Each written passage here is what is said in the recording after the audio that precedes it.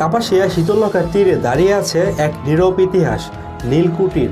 দেয়ালের প্রতিটি ইট যেন বহন করছে শোষণ আর প্রতিরোধের গল্প।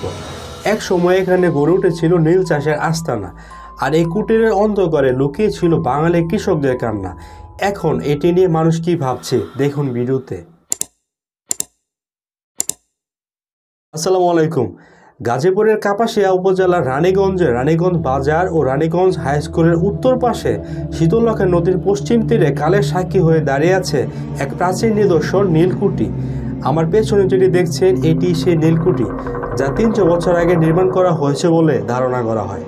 ব্রিটিশ শাসনের নির্মম স্মৃতি বয়ে বেড়ানো এই কুঠি যেন আজও অতীতের কান্না শোনায়। একসময় এখানে গড়ে উঠেছে নীল চাষের কেন্দ্র। নদীর পূর্ব পারে বিস্তীর্ণ জমিতে যখন নীলের চাষ হতো, তখন পশ্চিম তীরে রাজত্ব করত এই নীলকুঠি। কাঠ, লোহা আর পোড়ামাটির সংমিশ্রণে তৈরি এই কুঠির দেয়ালে যেন আজও লেগে আছে অতীতের ছাপ। কালের সাক্ষী হয়ে টিকে আছে সে সময়ের একটি পালঙ্ক ও চৌকি, যা এখনও ব্যবহারযোগ্য। নীল উৎপাদনের চুলার কিছু অংশ এখনও দৃশ্যমান। ক্ষয় ধরা দেয়ালগুলো যেন প্রতিটি ইটে ইটে বলে যাচ্ছে শোষণের ইতিহাস। কিন্তু এই নীলকুঠির গল্প শুরু হয়েছিল আরও আগে। চাঁদপুরের সাহেবগঞ্জের নীলকুঠি ছিল নীল চাষের অন্যতম আস্তানা। তবে এটি প্রথম নির্মাণ করেছিল ইংরেজরা নয়, পর্তুগিজ সেনাপতি অ্যান্টোনিও ডি সিলভা মেনজিস। প্রায় 200 একর জুড়ে বিশাল এই দুর্গটি এক সময় ছিল সমুদ্রের কাছাকাছি। তখন একে বলা হতো বাণিজ্য কুঠি। 3 দশকের বেশি সময় পর ইংরেজরা এটিকে কুঠি হিসাবে ব্যবহার শুরু করে, আর এখান থেকে পরিচালিত হতো নির্মম শোষণ। কুঠির সবচেয়ে আকর্ষণীয় ও অক্ষত অংশ হলো 45 ফুট উঁচু একটি পর্যবেক্ষণ টাওয়ার বা মিনার।